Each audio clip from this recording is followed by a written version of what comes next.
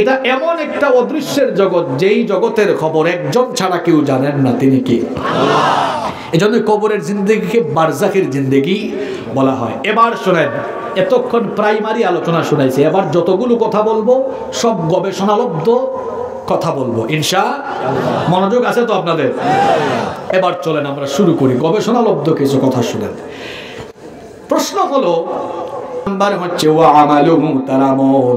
এই তিনটা জিনিস কবর পর্যন্ত যায়, কিন্তু তার পরিবারের লোকেরা ধন সম্পদ সব কবর থেকে চলে আসে, কবরে যায় না। গাড়ি বাড়ি ছেলে মেয়ে কেউ কবরের ভিতরে যাবে না, শুধুমাত্র একটা জিনিস নিজের সঙ্গে কবরে যাবে, সেটা হলো আমল।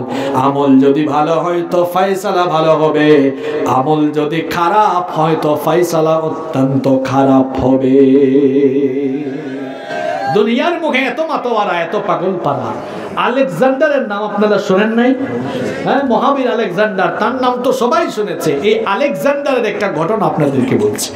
আলেকজান্ডার খুব অসুস্থ হয়ে পড়লো, সে বুঝতেছে মারা যাবে।